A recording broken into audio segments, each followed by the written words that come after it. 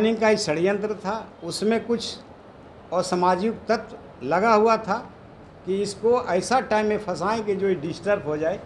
या आज से 2-3 दिन पहले जो मेरे साथ घटना हुआ, ये सब जानते भी हैं और समझते भी हैं। उस दिन रविवार को सिंबल मिलने का था। 2 बार हम गए एसडीओ साहब के ऑफिस। एक बार 12 बजे गए, बोला 2 घंटा के बाद आइए।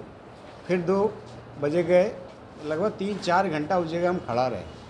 उस समय एसडीओ थे, बीडीओ थे, सीओ थे, थाना प्रभारी भी आए और सब के बीच में थे, कहीं छिप के नहीं बैठे हुए।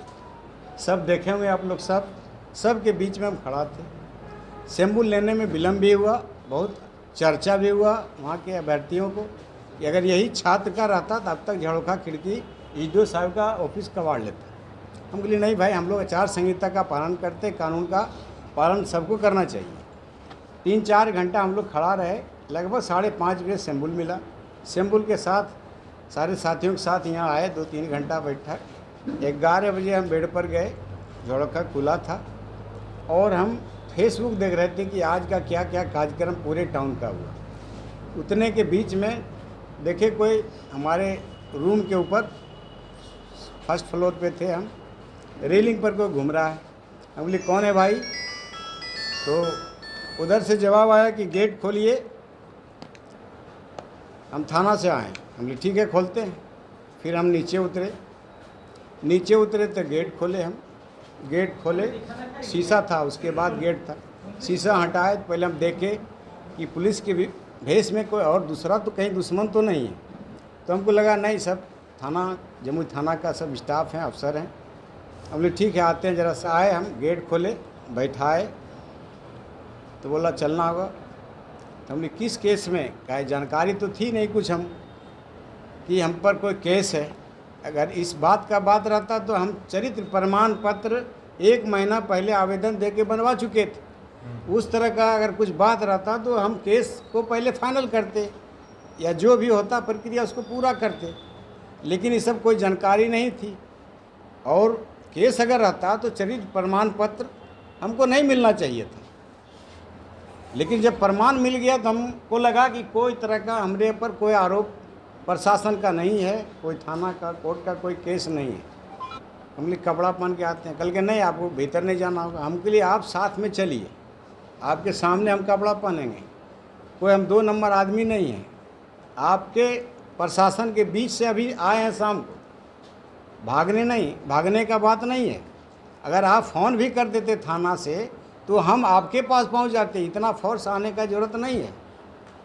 फिर कपड़ा पहनने नहीं दिए, वो भीतर नहीं जाने दिए। फिर कपड़ा वहाँ से मंगाए हम, एक पैजामा पहने, एक शर्ट। चले जब बाहर निकले तो लगा कि कहाँ ले जा रहे हैं। तो हमने गाड़ी है आपके पास? बोला नहीं, पैदल चलना होगा। फिर अपना गाड़ी से थाना तक गए। पूरा रात में सब फिर आने लगे, बहुत शुभचिंतक जो भी थे सब आए, मिले जुले। तो फिर सुबह हुआ, सुबह आप सब भी गए। तो हम के लिए मेरा कहीं से किन्हीं का कोई शिकायत नहीं है। ये कहीं से साजिश था, प्रशासन का मिस हुआ, जो कि बिना समझे जाने हमरे पास पहुंच गए। इसमें सारा गलती माइनिंग का है, प्रशासन का उसमें कहीं कोई उसमें ज़रा भूल हुआ, प्रशासन से भूल हुआ कि आप सर्टिफिकेट दिए, केस रहते हुए क्यों दिए।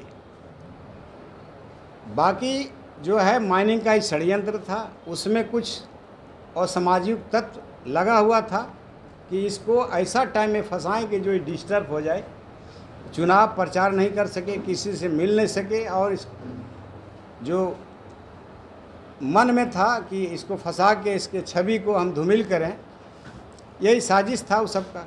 लेकिन हम सारे जनता, सारे आप सब जितने भी मीडिया भाई हैं, और ऊपर का कृपा है कि हम कभी गलती नहीं किए। लेकिन है कि वहाँ सब बहुत बड़ा माने मुंह फैला के बैठा हुआ है। तो हम नजायज़ नहीं कमाते, इसीलिए हम बोलते हैं कि भाई हम नजायज़ नहीं दे पाएंगे। आपका जो टैक्स है उसमें कहीं कोई कमी नहीं होगा, टैक्स देने में पीछे नहीं हटेंगे। लेकिन वो चाहा कि इसको हम फंसावें अपने जाल में। उस ज़मीन से, मेरा अपना खुद का ज़मीन है, उसका रसीद अप टू डेट है। वो हम नक्शा भी देखा है, जो आए थे अफसर इंस्पेक्टर जो आए थे मानी विभाग, लेकिन हमको देखिए नक्शा ही है, रसीद ही है।